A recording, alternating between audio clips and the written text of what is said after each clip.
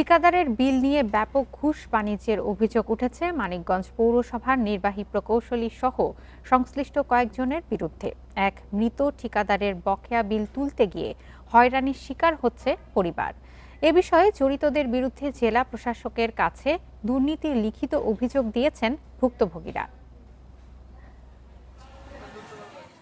মানিকগঞ্জ পৌরসভার নির্বাহী প্রকৌশলী সহ কর্মকর্তাদের বিরুদ্ধে উঠেছে ব্যাপক অনিয়ম ও দুর্নীতির অভিযোগ। ফাইল আটকে রেখে 10% পর্যন্ত ঘুষ নেওয়ার অভিযোগ ঠিকাদারদের। পৌরসভার ঠিকাদার কিতাব আলী 6 মাস আগে ক্যান্সারে মারা যান। বাবার পাওনা বিল তুলতে গিয়ে বিপত্তির শিকার ছেলে শেখ রুবেল।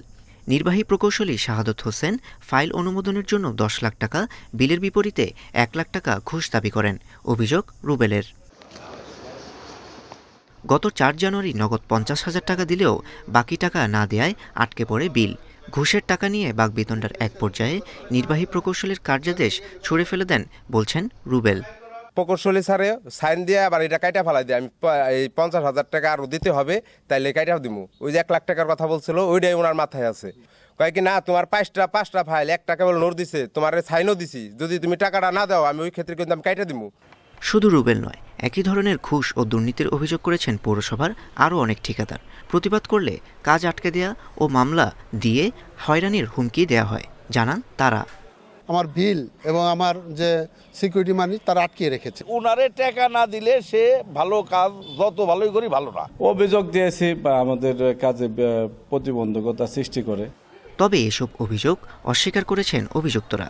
ফাইল ছুঁড়ে ফেলা হয়নি এমন দাবি করে অফিসের গোপন নথি বাইরে যাওয়া দণ্ডনীয় অপরাধ বলে জানান তারা। এক পর্যায়ে নিজেদের মধ্যে দোষারোপ ও তর্কে জড়িয়ে পড়েন এই দুই কর্মকর্তা। না, আমি কোনো ঘুষের সাথে জড়িত না।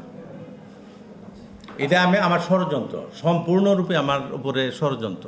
অফিসের ডকুমেন্টস, গোপনীয় ডকুমেন্টস যদি কেউ দেয় বা যে কেউ নেয়, উভয় অপরাধী। দুর্নীতির লিখিত অভিযোগ তদন্ত করে ব্যবস্থা নিতে বিভাগীয় কমিশনার বরাবর পাঠানো হয়েছে বলে জানান জেলা প্রশাসক। তার বিরুদ্ধে যেই অভিযোগগুলো আমাদের কাছে এসছে সেই বিষয়ে তদন্ত করা এবং প্রয়োজনীয় ব্যবস্থা গ্রহণের জন্য অনুরোধ জানিয়ে আমরা বিভাগীয় কমিশনারে পত্র দিয়েছি।